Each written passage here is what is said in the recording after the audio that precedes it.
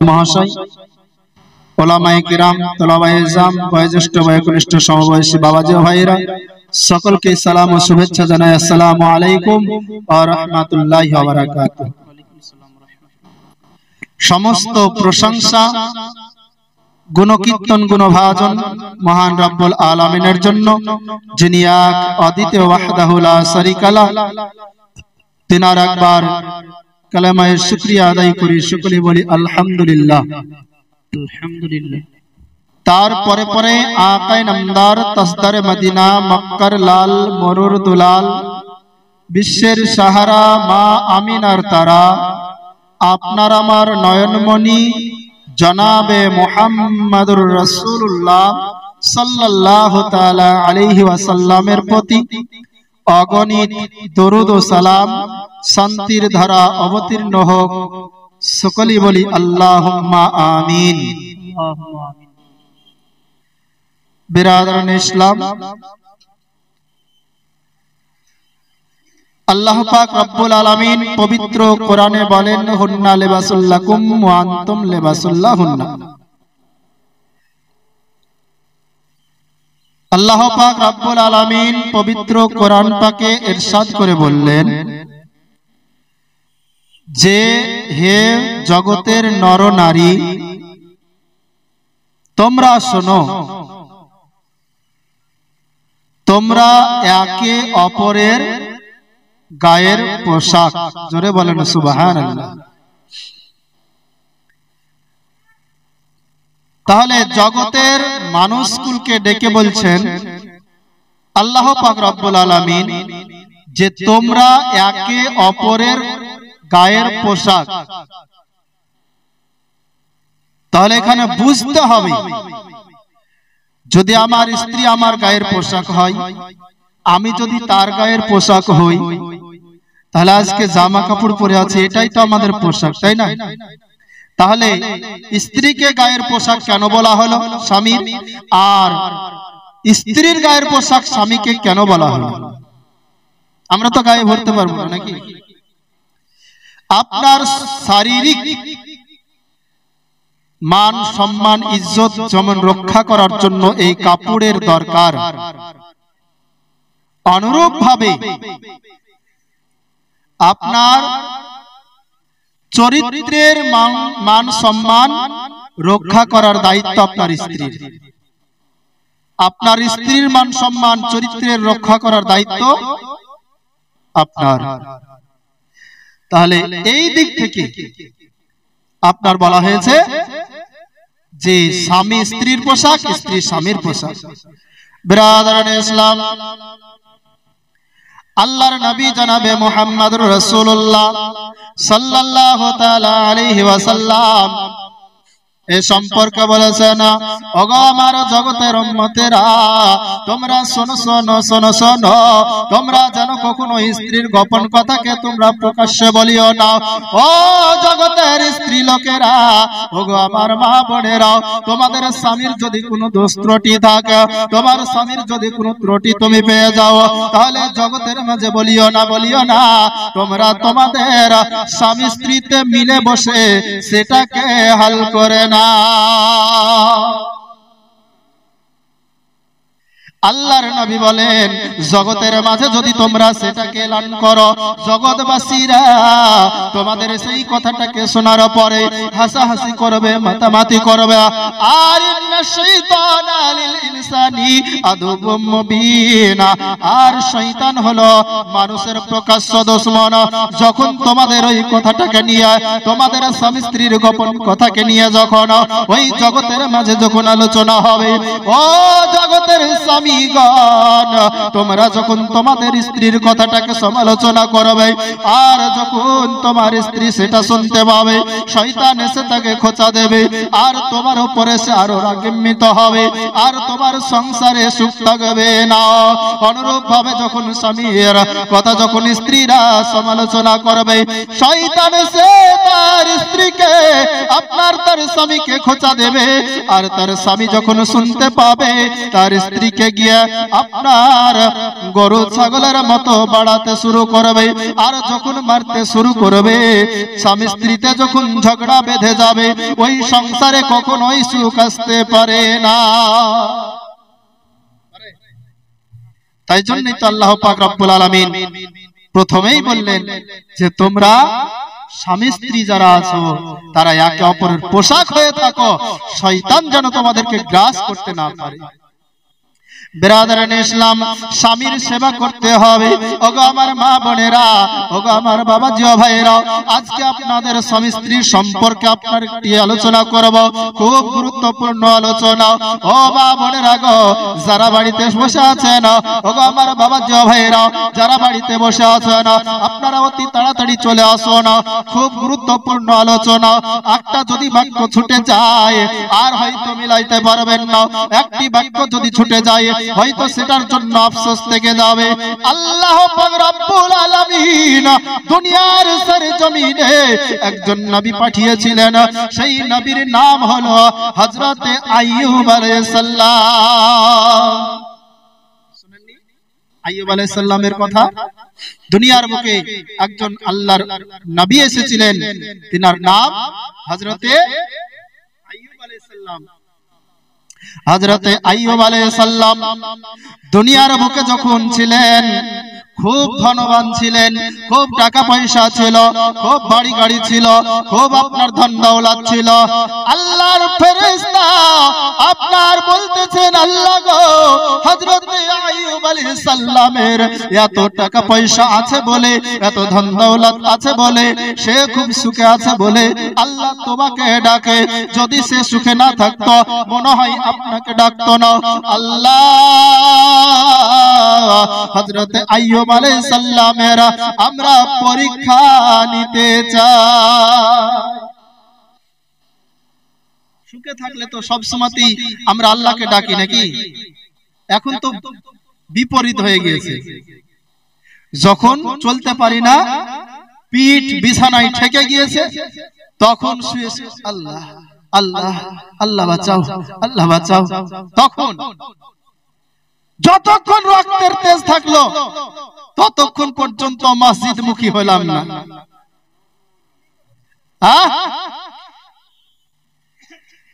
বিরাদরান ইসলাম, আজকে যদি আপনি নামাজ না পড়েন আপনার আল্লাহকে খুশি করা যাবে না, নবীকে খুশি করা যাবে না। আল্লাহর নবী বলেছেন, ওগো জগৎবাসী, ওগো আমার উম্মতেরা, তোমরা আমাকে যতক্ষণ খুশি করতে না পারবে আল্লাহ ততক্ষণ খুশি না হবে। আর যতক্ষণ তোমরা নামাজ না পড়বে আমি খুশি হব না। যদি আপনাকে আল্লাহর নবীকে খুশি করতে হয় তাহলে পরে আপনাকে নামাজ পড়তে হবে। নামাজ যতক্ষণ না পড়বে না ততক্ষণ পর্যন্ত নবী খুশি হবে না। শুধু নামাজ পড়লে পরে যে আল্লাহর নবীকে খুশি করা যাবে সেটাও নয়, সেটাও নয়। নামাজের সঙ্গে সঙ্গে আল্লাহর নবী আরো কিছু কথা বলেছেন। ব্রাদারান ইসলাম, আল্লাহ পাক রব্বুল আলামিন পবিত্র কোরআনে বলেছেন, ফাওয়াইলুল লিল মুসাল্লিন, মুসাল্লিদের জন্য দুজক নির্ধারিত আছে। তাহলে নামাজ পড়লে জান্নাত পাওয়া যায় না, রোজা করলে জান্নাত পাওয়া যায় না, হজ করলে জান্নাত পাওয়া যায় না। ও ব্রাদারান ইসলাম, কোরআন পড়লে জান্নাত পাওয়া যায় না। এইগুলো যদি পড়া যায়, নামাজ পড়লে নেকি পাওয়া যায়, রোজা করলে নেকি পাওয়া যায়, হজ করলে নেকি পাওয়া যায়। ব্রাদারান ইসলাম, কোরআন পড়লে পরে নেকি পাওয়া যায়, কোরআন দেখলে পরে নেকি পাওয়া যায়, কোরআন শুনলে পরে নেকি পাওয়া যায়, কোরআন ছুলে পরে নেকি পাওয়া যায়। জান্নাত কখনো পাওয়া যায়?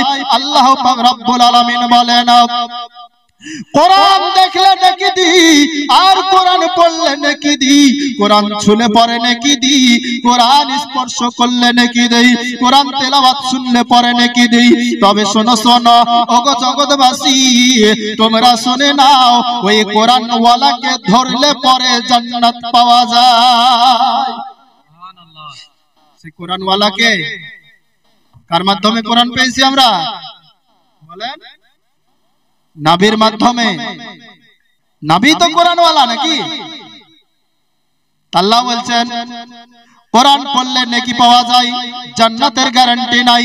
নামাজ পড়লে নেকি পাওয়া যায়, জান্নাতের গ্যারান্টি নাই। হজ করলে নেকি পাওয়া যায়, জান্নাতের গ্যারান্টি নাই। কিন্তু যদি তোমার এই অন্তরের ভিতরে আল্লাহর নবীকে বসাতে পারো, তাহলে পরে তোমার সব বেড়া পার হয়ে তুমি জান্নাতে দাখিল করবে। তাহলে নবীকে যদি অন্তরে বসাতে হয়, নামাজ ছেড়ে হবে, রোজা ছেড়ে হবে, কোরআন ছেড়ে, হজ ছেড়ে, কালেমা ছেড়ে কখনোই হবে না। তাহলে নামাজ লাগবে। তবে নবীর মোহাব্বত যদি আপনার অন্তরে না থাকে, ও নামাজ কোনো কাজ দেবে না। যেমন উদাহরণস্বরূপ, আপনি এক লিখলেন, এক লেখার পরে শূন্য দিলেন, 10 হলো। আবার শূন্য দিলেন, আরো 10 গুণ বাড়লো, তাহলে 100 হলো। আবার শূন্য দিবেন তো আবার 10 গুণ বাড়বে, কত হবে? 1000 হবে। আবার শূন্য দিবেন, যত শূন্য দিবেন 10 গুণ করে বাড়তে থাকবে, ঠিক না বেটি? তাহলে যত শূন্য দিবেন 10 গুণ করে বাড়তে থাকবে। লাস্ট বেলাতে এসে যদি এই একটা কেটে দেন, এই শূন্যগুলোর কোনো মান থাকবে? কোনো মান থাকবে না। বেরাদারানে ইসলাম, আল্লাহর নবীকে ভালোবাসুন, নামাজ পড়ুন 10 গুণ নেকি, আপনি রোজা করুন আরো 10 গুণ বেড়ে গেল, আপনি হজ করুন আরো 10 গুণ বাড়লো, আরো আপনি দান খয়রাত করুন আরো 10 গুণ বেড়ে গেল। আল্লাহর নবীর মহব্বতটা যদি আপনার অন্তর থেকে হটে যায়, নামাজের কোনো কাজ নাই, হজের কোনো কাজ নাই, দানের কোনো কাজ নাই, যাকাতের কোনো কাজ নাই, কোনো প্রকারে আপনার নেকিগুলো কোনো কাজে আসবে না। বিরাদারানে ইসলাম, তো যাই হোক, নবীকে ধরতে হবে। নবীকে ধরতে গেলে নামাজ পড়তে হবে। আজকের ট্রাফিক হলো আমার মা বোনেদের জন্য, বাবা জিও ভাইদের জন্য, পারিবারিক চলাফেরার জন্য স্বামী স্ত্রীর মহব্বত কতটা করতে হবে সেই সম্পর্কে আমি বলতে যাইতেছি। ও মা বোনেরা, ও আমার বাবা জিও ভাইরা, আল্লাহর নবী আপনার হযরতে আইয়ুব আলাইহিস সালাম, তিনি আপনার একজন ধনাঢ্য ব্যক্তি ছিলেন। আল্লাহর ফেরেশতা আপনার বলতেছেন, ইয়া রাব্বুল আলামিন, হযরত আইয়ুব আলাইহিস সালাম আপনার খুব ধনাঢ্য ব্যক্তি, মালদার ব্যক্তি, সুখে আছে বলে আপনাকে ডাকছে, যদি বিপদে পড়ে যায় আপনাকে ভুলে যাবে।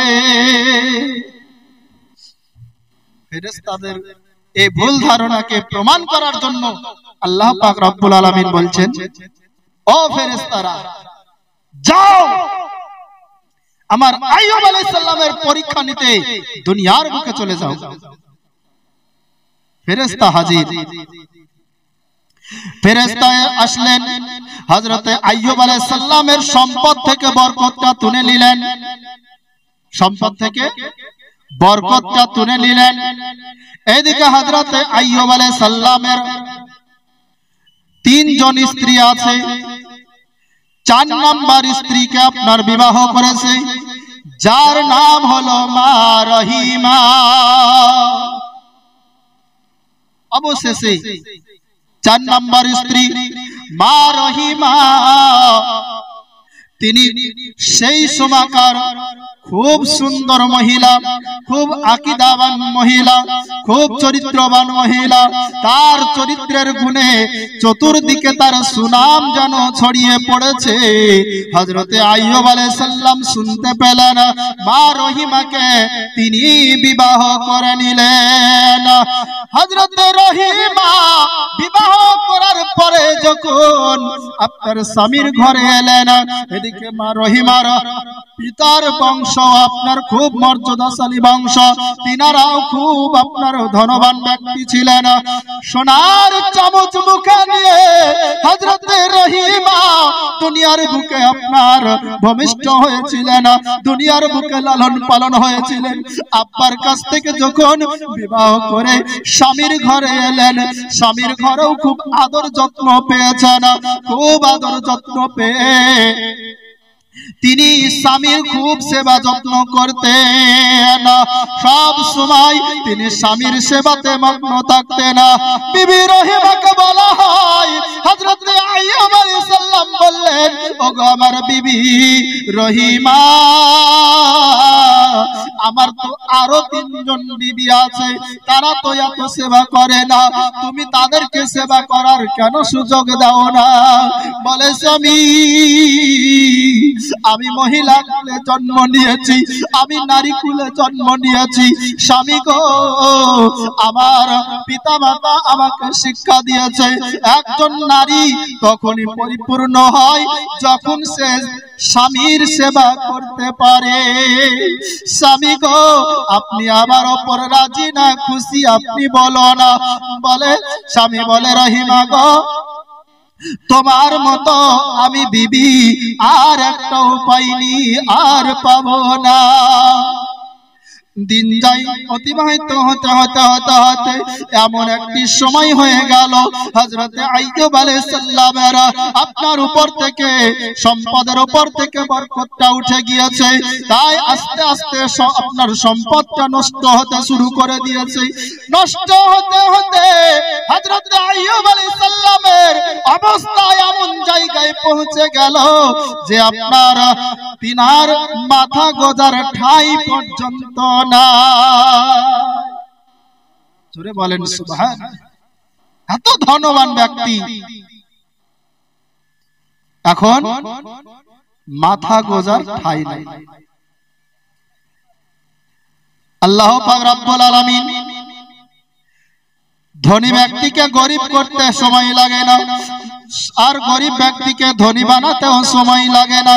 তাই আল্লাহ পাক রব্বুল আলামিন হযরতে আইয়ুব আলাইহিস সালামের উপর থেকে বরকতটা কেড়ে নিলেন, বরকতটা উঠিয়ে নিলেন। সঙ্গে সঙ্গে হযরতে আইয়ুব আলাইহিস সালাম আস্তে আস্তে আস্তে আস্তে এত কাঙ্গাল হয়ে গেলেন যে তার মাথা গোজার ঠাই পর্যন্ত নাই। এমন সময় হযরতে আইয়ুব আলাইহিস সালামের শরীরে একটা যেন ফোঁসা দেখা গেল। হযরতে আইয়ুব আলাইহিস সালাম হযরতে বিবি রহিমাকে বলে, রহিমা, আমার গায়ে যেন কি যেন ফুটেছে, দেখো একটা ফোঁসা হয়েছে, আর সমস্ত শরীরটা যেন আমার ব্যথায় জর্জরিত হয়ে গিয়েছে। বিবি রহিমা তিনি আপনার সেবা করতেছেন, যত্ন করতেছেন। আপনার এক দিনের মধ্যেই দেখা গেল হযরতে আইয়ুব আলাইহিস সালামের ওই একটা ফোঁসা থেকে গোটা গায়ে ফোসকা ফোসকা হয়ে যেন ঘা হতে শুরু করেছে, ক্ষত হতে শুরু করে দিয়েছে। গোটা গায়ে ঘা ফুটতে শুরু করে দিয়েছে। বিবি রহিমা যতই সেবা করে কিন্তু এটা তো ভালো হওয়ার নয়। আল্লাহ পাক রব্বুল আলামিন পাঠিয়েছে পরীক্ষার জন্য, এটা তো ভালো হবে না।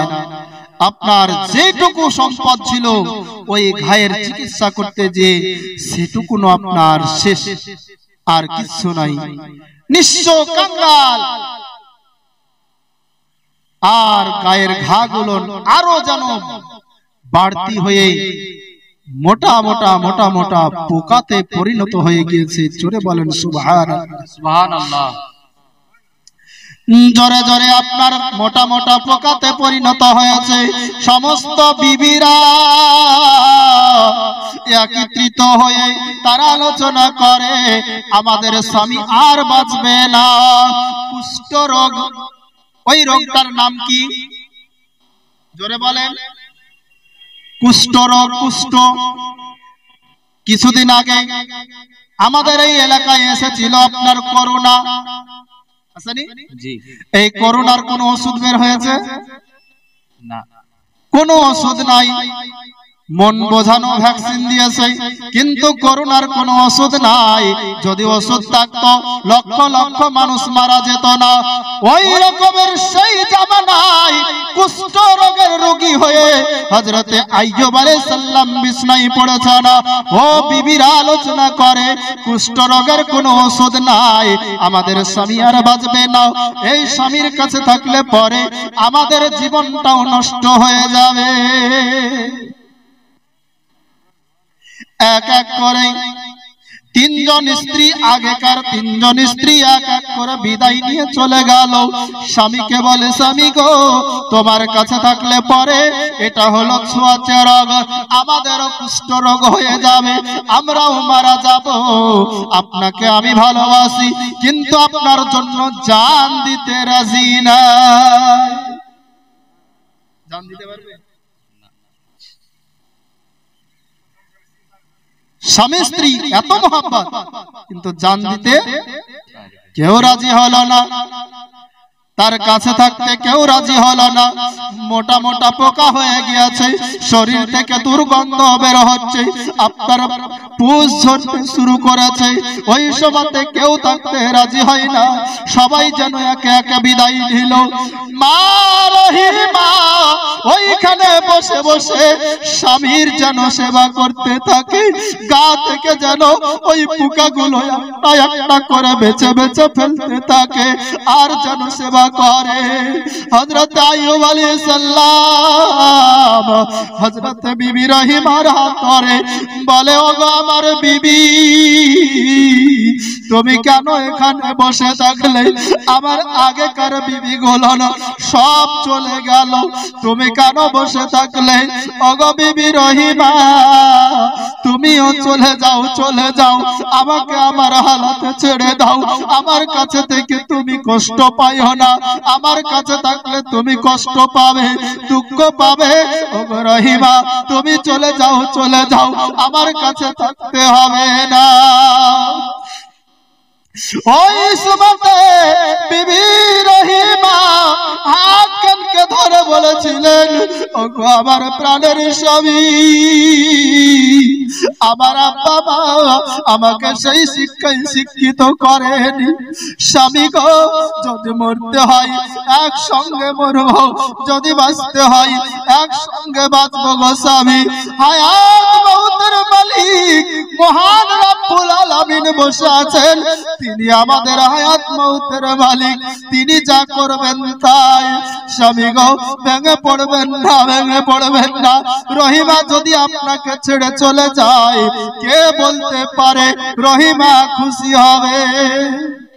নারায়ে তাকবীর, নারায়ে তাকবীর, নারায়ে রিসালাত।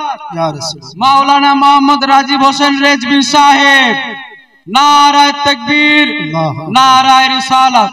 বিরাদরান ইসলাম, রহিমা আপনার স্বামীর হাত ধরে বলতেছে, স্বামী গো, আমি যেদিন আপনাকে বিবাহ করেছিলাম, ওই দিন আমার জান মান সব আপনার উপরে ন্যস্ত করেছি, আপনার উপরে দিয়ে দিয়েছি। স্বামী গো, আপনি যেখানে আমাকে নিয়ে যাবেন, যে অবস্থায় রাখবেন, আমি সেই অবস্থায় থাকতে রাজি আছি। কিন্তু স্বামী, আপনার কাছে আমার একটা অনুরোধ রইল, স্বামী গো, কখনো আমাকে আপনার থেকে আলাদা করবেন না, আপনি যেন আমার থেকে আলাদা হবেন না। ওগো আমার স্বামী, যদি আমার কোনো অন্যায় থাকে আমাকে ক্ষমা করে দিবেন, কিন্তু আমাকে কখনোই আমার উপরে রাগান্বিত হয়ে থাকবেন না। আজ দুনিয়ার বুকে যদি আপনাকে খুশি করতে না পারি, আমি রহিমা, আমি আমাকে ক্ষমা করতে পারবো না। মহান রব্বুল আলামিন আমাকে ক্ষমা করবেন না। কিয়ামতের দিনে যখন আমাকে প্রশ্ন করা হবে, ও রহিমা, তোমাকে যে আমি ওই আইয়ুব আলাইহিস সালামের স্ত্রী বানিয়েছিলাম, আইয়ুবের তুমি কি সেবা করেছো? ওগো আমার স্বামী, আমি তখন কি উত্তরটা দেব? আমি কি উত্তর দেব? না, আমি পারবো না, আপনাকে ছেড়ে যেতে পারবো না। হযরতে আইয়ুব আলাইহিস সালাম যখন এই কথাটা হয়ে গেল, স্বামী স্ত্রীর মধ্যে কথা হয়ে গেল, আর কখনো হযরতে আইয়ুব আলাইহিস সালাম বিবি রহিমাকে চলে যেতে বলেন না, তার কাছ থেকে আলাদা করেন না। সব সময়ের জন্য বিবি রহিমাকে যেন নিজের কাছে আগলিয়ে রেখেছেন।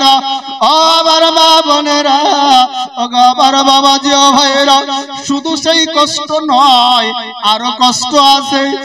মা বোনেরা, মন খুলে শুনবে না, কান খুলে শুনো না, মন খুলে বুঝো না। বিবি রহিমা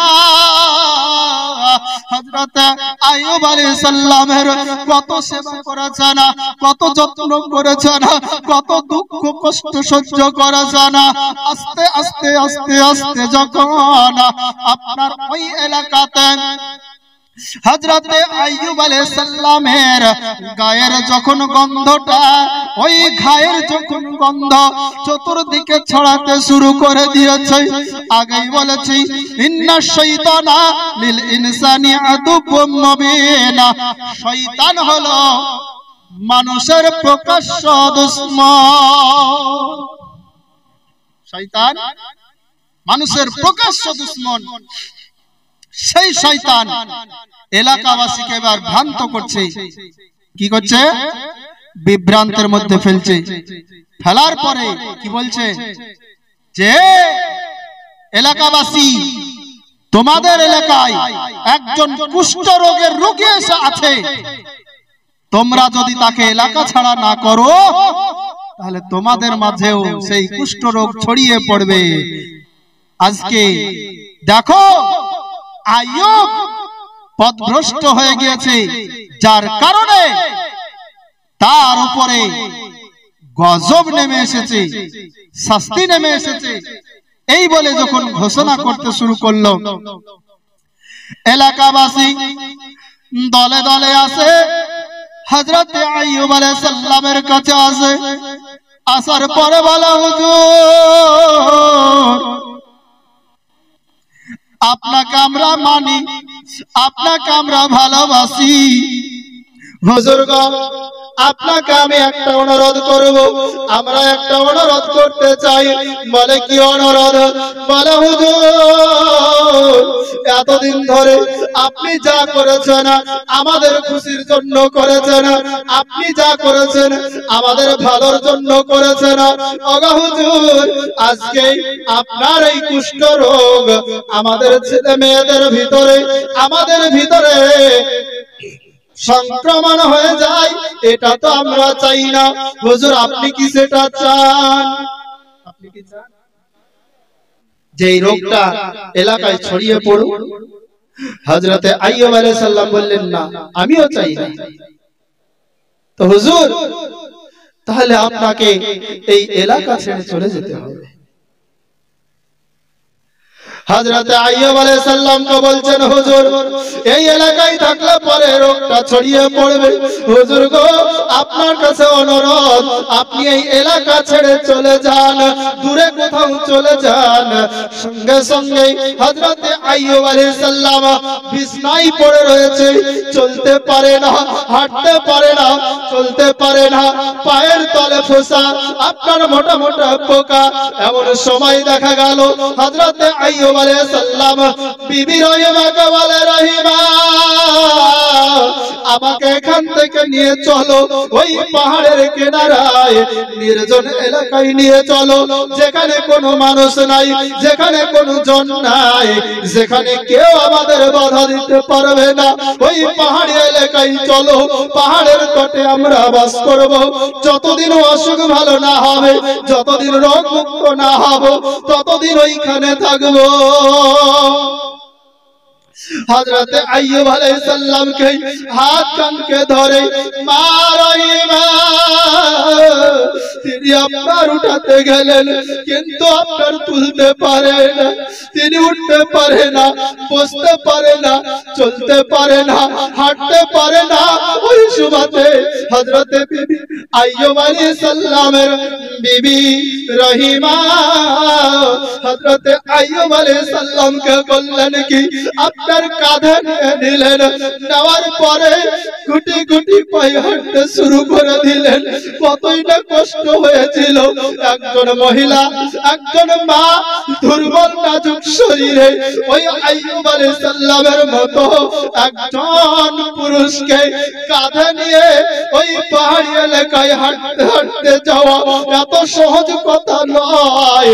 একজন নারী যদি অসুস্থ হয়, একজন পুরুষ ওয়ানাসে তুলে নিয়ে চলে যায়, কিন্তু একজন পুরুষ যখন অসুস্থ হয়ে যায় একটা নারী তাকে তুলে নিয়ে যেতে পারে না। বিবি রহিমা তিনি আপনার হযরত আইয়ুব আলাইহিস সালামকে কাঁধে নিয়ে নিয়েছেন আর টুকটুক টুকটুক করে পাহাড়ি অঞ্চলের দিকে হাঁটতে শুরু করে দিয়েছেন। চলতে পারে না, পাল ছিঁড়ে যায়, কিন্তু স্বামীকেও তবু ছাড়ে না। আস্তে আস্তে আস্তে আস্তে আস্তে আস্তে গেলেন। যাওয়ার পরে একটি পাহাড়ের কিনারায় গিয়ে হযরত আইয়ুব আলাইহিস সালাম বলে, ওগো আমার বিবি রহিমা আর যেতে হবে না, অনেক দূরে পৌঁছে গিয়েছি রহিমা, আর যেতে হবে, এখানেই আমরা থাকবো আজ থেকে। বিবি রহিমা ওইখানেই কাপড় টাঙিয়ে একটা তাঁবুর মতো তৈরি করলেন।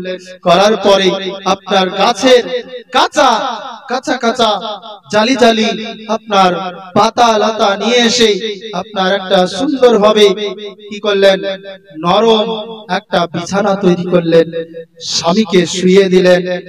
দেওয়ার পরে একদিন দুই দিন যখন কেটে গেল, স্বামীকে বলছেন, স্বামী কাজ না করলে তো খেতে পাওয়া যাবে না, এখানে অনাহারে মারা যাব, খেতে পাবো না, তাহলে কি করা যায়? স্বামী গো, আপনি যদি অনুমতি দিতেন তাহলে আমি পাড়া ঘরের দিকে গিয়ে আমি কিছু কাজ করতাম। হযরতে আইয়ুব আলাইহিস সালাম দেখলেন নিরুপায়, আহার তো জোগাড় করতেই হবে। হযরতে আইয়ুব আলাইহিস সালাম বললেন, বিবি যাও যাও, আমার অনুমতি রইল, তবে শোনো যেন কখনোই তুমি কারো অন্যায় কাজ করবে না, অন্যায়কে প্রশ্রয় দিবে না আর অন্যায় কাজ করবে না। সৎ পথে যেটুকুন পারবে সেইটুকুনি তুমি সংগ্রহ করে নিয়ে আসবে। বিবি রহিমা চলে গেলেন, ওই গ্রামের দিকে চলে গেলেন। গ্রামাঞ্চলে গিয়ে আপনার বাড়িতে বাড়িতে বাড়িতে বাড়িতে লোকের ধারে ধারে কাজকর্ম করে যেন আপনার কিছু টাকা পেয়েছে, কিছু আহার কিনে নিয়ে হযরতে আইয়ুব আলাইহিস সালামের কাছে ফিরে এলেন। স্বামীর মুখে আগে খাবার তুলে দিয়েছে, তারপরে যদি থেকেছে হযরত রহিমা খেয়েছে না, পানাহার করেছে না, আর যেদিন থাকেনি সেই দিন বিবি রহিমা পানাহার করেননি। কিন্তু স্বামী কি সেই স্ত্রীকে না খাইয়ে খাবেন? যেটাই নিয়ে এসেছেন স্বামী স্ত্রীতে ভাগ বাটোয়ারা করে পানাহার করেছেন। করার পরে আপনার দিন অতিবাহিত হয়। কিছুদিন যাওয়ার পরে ওই এলাকায়, যে এলাকাতে বিবি রহিমা আপনার কাজকর্ম করতে যেত, ওই এলাকায় শয়তান গিয়েছে। যাওয়ার পরে বাড়িতে বাড়িতে বলে আসে, ও এলাকাবাসী, তোমরা কি জানো তোমাদের বাড়িতে যে কাজকর্ম করতে আসে, তোমাদের বাড়িতে যে কাজ করতে আসে সে কোথা থেকে আসে, কি কাজ করে, কোথা থেকে আসে, কোথায় যায়, কি করে, তোমরা কি তাকে চেনো? বলে না না না না, আমরা তাকে চিনি না, তাকে কাজ দিই, কাজ করে দেয়, কাজের বিনিময়ে কিছু অর্থ দিই, সে চলে যায়, ঝামেলা মিটে যায়, তার কোনো খবর নেওয়ার মতো আমাদের কাছে সময় নাই। শয়তান এসে বলে, ও তোমরা কি জানো না ওই ব্যক্তি হচ্ছে হযরতে আইয়ুব আলাইহিস সালামের স্ত্রী। হযরত আইয়ুব আলাইহিস সালাম ওই ব্যক্তি, যে ব্যক্তি আল্লাহর তরফ থেকে অভিশপ্ত হয়ে গায়ে ঘা নিয়ে ওই পাহাড়ের কিনারায় বিতাড়িত হয়েছে, ওর কাছ থেকে বিবি রহিমা আসে গো, আর ওর সেবা যত্ন করে, আর ওই হাত দিয়ে তোমাদের সেবা যত্ন করে। ওই কুষ্ঠ রোগ লড়ে হাত দিয়ে দিয়ে হযরত আইয়ুব আলাইহিস সালামের ঘাগুলো পরিষ্কার করে দেয়, আর ওই হাত নিয়ে এসে তোমাদের বাড়ির সমস্ত কাজকর্মগুলো করে। এইভাবেই তো ছোঁয়াচা রোগ আপনার ছড়িয়ে পড়বে, এইভাবেই তো ছড়িয়ে পড়বে। তাহলে কি করবে? রহিমাকে কাজ দেওয়া হবে না, ওকে তাড়িয়ে দিবে, আসলে তুই করে তাড়িয়ে দিবে। ব্রাদার ইসলাম, বিবি রহিমা সেই দিন মনে বড় আশা নিয়ে এসেছিলেন। গ্রামের ভিতরে যখন প্রবেশ করে কেউ তাকে কাজ দেয় না, যার বাড়ির ধারে যায় আপনার দূর দূর করে তাড়িয়ে দেয়। বিবি রহিমা কান্না ঝরে, তুই চোখ বয়ে পানি ঝরে, আর দাঁড়ে দাঁড়ে দাঁড়ে দাঁড়ে সারা দিন যেন আপনার এর বাড়ি ওর বাড়ি ওর বাড়ি ঘুরতে ঘুরতে ঘুরতে ঘুরতে আপনার পূর্বের সূর্য পশ্চিমে ঢলে গেল, তারপরেও রহিমা কোনো কাজের ব্যবস্থা করতে পারে না। বিবি রহিমা মন ভরা ব্যথা, অশ্রু ভরা চোখ নিয়ে একটি আপনার ধনী ব্যক্তি মহিলার কাছে গিয়ে তিনি আপনার বলে, ওগো আমার বোন, আমি আজ সারাদিন কোনো কাজ করতে পারি না, আজ সারাদিন কোনো কিছু খেতে পারি রে। ওগো বোন আমার, একবারের মতো এক লুকমা খাবার আমাকে দিয়ে দাও। বোন গো, এক লুকমা খাবার আমাকে দাও, আমার স্বামী অসুস্থ, তাকে যে ওষুধটা পান করাবো, তার জন্য এক লুকমা খাবারের দরকার। এক লুকমা খাবার যদি না পাই, আমার স্বামীকে খালি পেটে কেমন করে তার পেটে ওষুধটা দেব? বোন, আমাকে শুধু এক লুকমা খাবার দাও, তার বিনিময়ে তুমি যে কাজ করতে বলবে আমি সেই কাজ করতে রাজি। বিবি রহিমা স্বামীর জন্য পাগলানি হয়ে গিয়েছেন, নিজের ভাবনা ভাবে না, নিজের কথা ভাবে না, আপনার স্বামীর সেবার জন্য তিনি আপনার ব্যতিব্যস্ত হয়ে গিয়েছেন। স্বামীকে ধরে ধরে আপনার স্বামীকে পানাহার করাবেন, সেই চিন্তাই তিনি বিভোর হয়ে বলে, ওগো আমার বোনা, তুমি যে কাজ বলবে আমি করতে রাজি, কিন্তু দয়া করে এক লুকমা খাবার আমাকে দিয়ে দাও। আপনার ওই মহিলাটি ছিল দুষ্টু প্রকৃতির।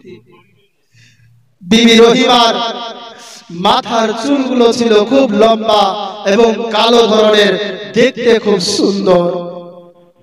ওই মহিলা কিন্তু বিবি রহিমার মাথার চুলগুলো দেখে নিয়েছে। যখন চুলগুলো দেখে নিয়েছে, ওই মহিলা বলে, ওগো রহিমা, শোনো শোনো শোনো শোনো, তোমাকে কোনো কাজ করতে হবে না, তোমাকে কোনো কিছু করতে হবে না, তবে শোনো, তোমাকে আমি আজকে পেট পুরে খাবার দেব, দুইজনের মতো খাবার আমি তোমাকে দেব, তবে শোনো শোনো, আমার একটি শর্ত, সেই শর্তটি হলো তোমার মাথার চুলগুলোকে আমাকে দিতে হবে।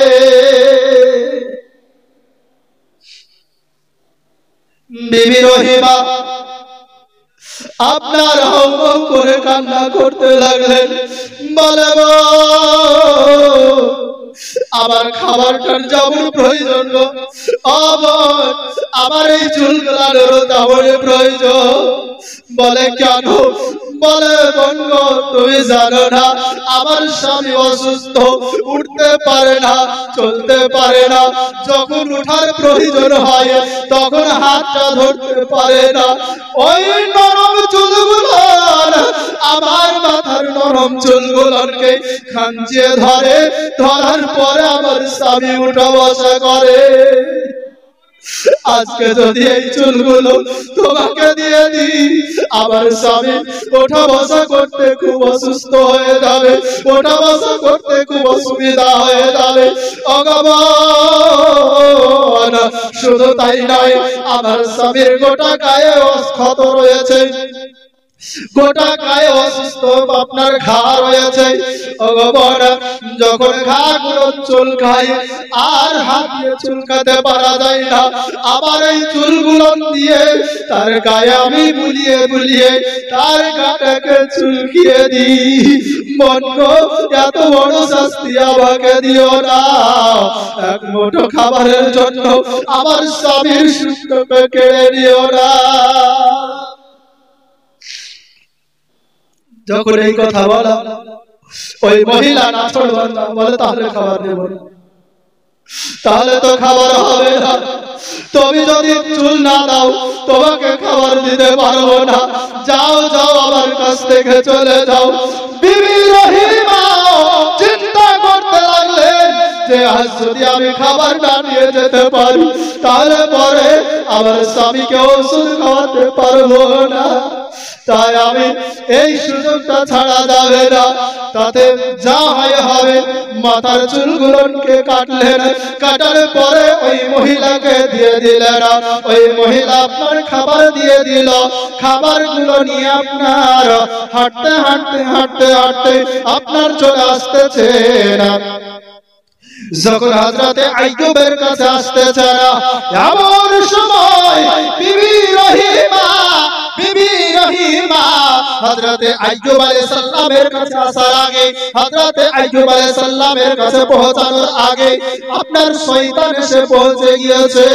শয়তান আপনার মুবাল্লিগের বেশ ধরেছে, ধরার পরে এসে বলে, ও আইয়ুব, তুমি নাকি আল্লাহর নবী, তুমি নাকি আল্লাহর পয়গম্বর, তুমি নাকি আল্লাহর দূত, তুমি এখানে এসেছো, তুমি এখানে অসুস্থ অবস্থায় রয়েছো, তোমার খাবারের জন্য তোমার বিবি জানো কি কুকর্ম করেছে দেখো। বলে কি করেছে? বলে আইয়ুব, তোমার ধারণার বাইরে, তুমি যে রহিমাকে এত ভালোবাসো, এত মহব্বত করো, তাই রহিমাও তোমাকে খুব মহব্বত করে।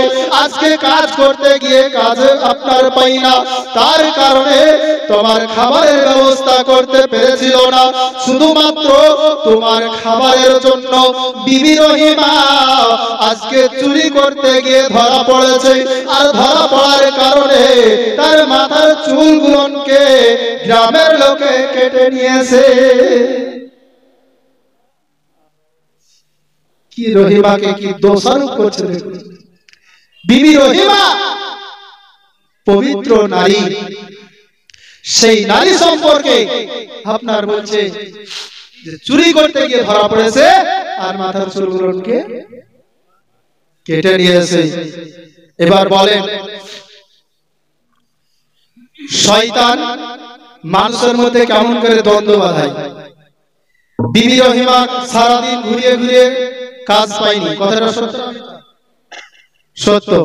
তাহলে শয়তান বলছে সারাদিন ঘুরে কাজ পায়নি, তাহলে সত্য কথা বলবো। তারপরে শুধুমাত্র আপনার আহারের জন্য, কার আহারের জন্য? শুধুমাত্র হযরত আইয়ুব আলাইহিস সালাম বলেছেন শুধু আপনার আহারের জন্য বিবি রহিমা এই কাজ করেছে। কি? এইখানে মিথ্যা বলে দিল একটা কথা, এসে চুরি করেছে। চুলের বিনিময়ে খাবারটা কিনেছে এটা না বলে বলে চুরি করেছে, করে ধরা পড়ে তার মাথার চুল কাটা গেছে। মানুষের ভিতরে এইভাবেই দ্বন্দ্ব বাঁধায় শয়তান। আপনার কিছু সত্য থাকবে, তার ভিতরে কয়েকটা মিথ্যা লাগিয়ে দিয়ে দ্বন্দ্ব বাঁধিয়ে দিবে। তাই ব্রাদার ইসলাম, শয়তানের চক্রান্তে পড়া যাবে না। আগে পিছে না ভেবে আপনার শয়তানের চক্রান্তে পড়ে একে অপরের সঙ্গে মারামারি হানাহানি কাটাকাটি করা যাবে না। ও মা বোনেরা, ও আমার বাবা জো ভাইরা, হযরতে আইয়ুব আলাইহিস সালামের কথাটা শুনো না। হযরতে আইয়ুব আলাইহিস সালামকে বললেন না, যেমন কি এই কথাটা বলা, হযরতে আইয়ুব আলাইহিস সালাম চুপ থেকে গেলেন না। যদি আরো কথা বলে শয়তান আরো প্রভাব দেবে, তাই শয়তানকে বললেন ঠিক আছে আপনি যান। এবার ওই শয়তান চলে গেল। বিবি রহিমা এসে আপনার হযরতে আইয়ুব আলাইহিস সালামের সম্মুখে সে হাজির হয়ে গিয়েছে। রহিমা, তোমার মাথার কাপড়টা একটু সরাও তো দেখি। মাথার কাপড় যখনই সরিয়েছে দেখে মাথায় চুল নাই। সঙ্গে সঙ্গে হাও হাও করে হযরতে আইয়ুব আলাইহিস সালাম কান্না করতে শুরু করে দিয়েছেন। হাও হাও করে কান্না করতে শুরু করেছে। বিবি রহিমা বলে, ও আমার স্বামী, আপনি কিসের জন্য কান্না করতেছেন? বলে, রহিমা, তোমার মাথার চুল কোথায় গেল? শুধুমাত্র আমার জন্য তোমার মাথার চুলগুলো হারিয়েছো, তাই আমি দুঃখে কান্না করি।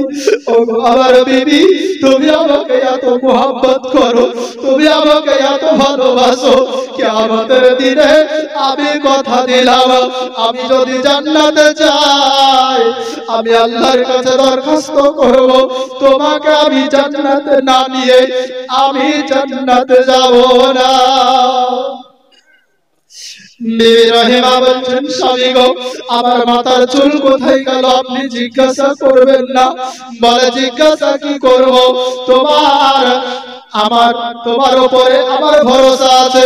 এমন কোন কাজ করনি যার কারণে আমার সম্মানটা নষ্ট হবে। তবে আমি অন্য কথা শুনেছি, কথাটাই আমি পাত্তা দিইনি। বলো বলো, তোমার মুখ থেকে শুনতে চাই। তুমি যেটা বলবে সেটাই সত্য কথা হবে, বাকি সকলের কথা মিথ্যা। আমার কাছে রহিমা গো, আমার কাছে তুমি যতদিন পর্যন্ত আমার সংসারে এসেছো, আমার কাছে যতদিন পর্যন্ত এসেছো, আজ পর্যন্ত তুমি মিথ্যা বলনি, আজ পর্যন্ত আমাকে কোনো কথা গোপন করনি, আজকেও করবে না, এটা আমার বিশ্বাস তো। তাই তোমাকে বলি, তুমি যেটা বলবে সেটাই আমার কাছে সত্য হবে। হযরত রহিমা বলে, ও আমার স্বামী, সারাদিন ঘুরে ঘুরে আপনার খাবারের ব্যবস্থা করতে পারিনি, যার কারণে অবশেষে মাথার কেশ বিক্রি করে আপনার খাবারের ব্যবস্থা করেছি। হযরত আইয়ুব আলাইহিস সালাম বিবি রহিমাকে জড়িয়ে ধরেছে। ধরার পর বলে, রহিমা, শেষ পর্যন্ত তুমি আমার জন্য তোমার সৌন্দর্যটাকে হারাইলে। একজন নারীর সৌন্দর্য তার মাথার চুল। ও রহিমা, তুমি আমার মোহাব্বতে তুমি সোনার চামচ মুখে করে জন্ম নিয়েছিলে, আমার জন্য তুমি সেখান থেকে পিতা মাতার কাছ থেকে আলাদা হলে। আমি হতভাগা স্বামী, তোমাকে সুখ দিতে পারলাম না। আমার কাছে এসে তুমি কষ্টে পড়ে গেলে, বাকি জিন্দগিটা তুমি কষ্টতে কাটালে। আজকে নাকি আমার জন্য তোমার সৌন্দর্যটাও হারিয়ে গেল। হযরতে আইয়ুব আলাইহিস সালাম এত কষ্ট করছে না, এত কষ্ট পাচ্ছে না, তারপরেও কখনো আল্লাহর কাছে ফরিয়াদ করেনি, কখনো আল্লাহকে অভিযোগ করেনি। আল্লাহ, তুমি আমাকে নবী করে পাঠিয়েছো, আমার উপরে কেন এত গজব দিলে, আমার শরীরে কেন ক্ষত দিলে? এইভাবে কোনোদিন কখনো তিনি অভিযোগ করেনি। কিন্তু রহিমার দুঃখ দেখে, রহিমার কষ্ট দেখে আর তিনি থাকতে পারলেন না। আল্লাহর দরবারে দুহাত তুলে কান্না করতে শুরু করলেন, ফরিয়াদ করতে শুরু করলেন, আল্লাহ যদি পরীক্ষা নিতে হয়, কষ্ট যদি দিতে হয়, আল্লাহ তুমি আমাকে দাও। আমার এই যা শরীরে যন্ত্রণা আছে তুমি আরো দ্বিগুণ বাড়িয়ে দাও, আমার কোনো অভিযোগ নাই আল্লাহ গো।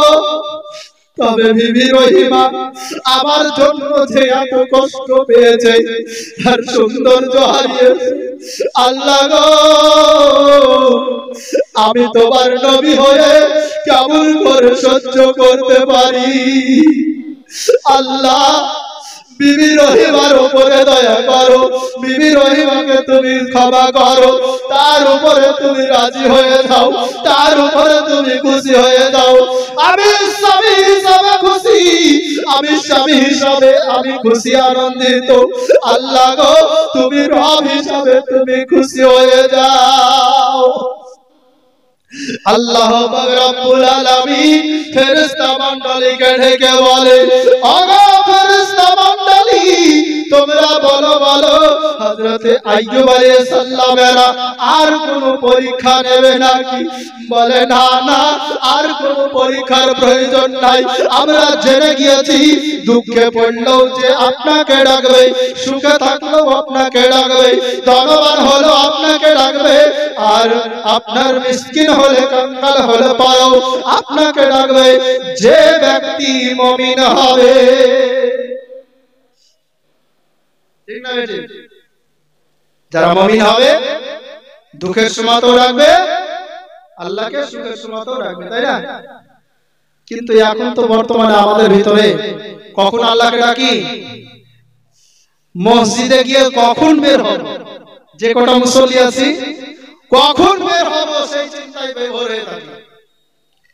আর আল্লাহ আল্লাহ জিকির তো কখনোই করি না, নামাজটাই পড়ি, আল্লাহ আল্লাহ জিকির করি কখন জানেন?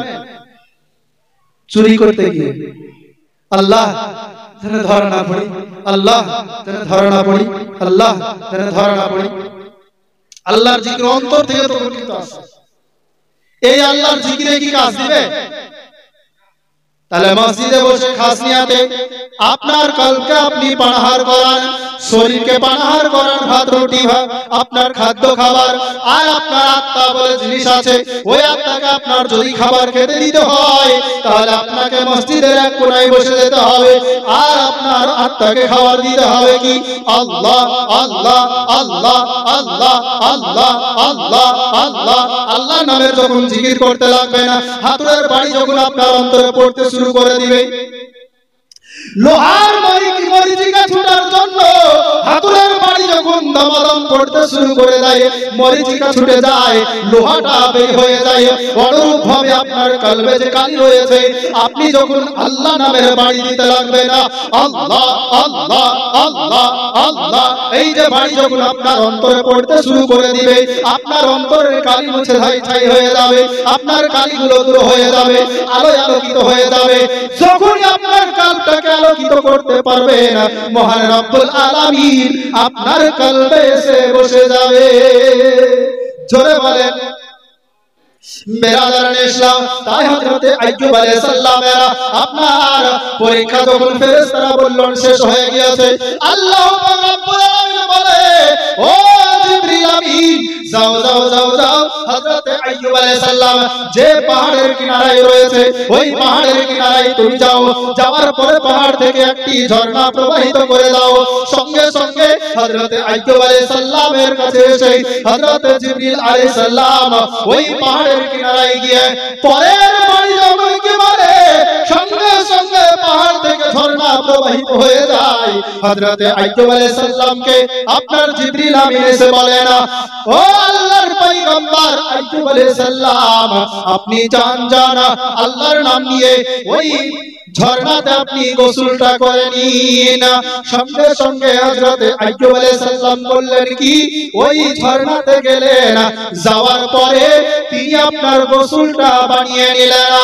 যেমন কি গোসল বানানো, খোদার কসম করে বলি আপনার কিতাবের মধ্যে লেখা আসতেছে, আপনার বলা হয়েছে যে আপনার গায়ে কাদা থাকলে পরে যেমন করে পানি দিয়ে ধৌত করলে পরিষ্কার হয়ে ধুয়ে যায়, অনুরূপ ভাবে হযরতে আইয়ুব আলাইহিস সালামের গায়ের ক্ষতগুলো আপনার ওইভাবে ঝর্ণার পানিতে ধুয়ে পরিষ্কার হয়ে হযরতে আইয়ুব আলাইহিস সালাম সুস্থ হয়ে গেলেন। জোরে বলে হযরতে আইয়ুব আলাইহিস সালাম সুস্থ হয়ে গেলেন কিসে?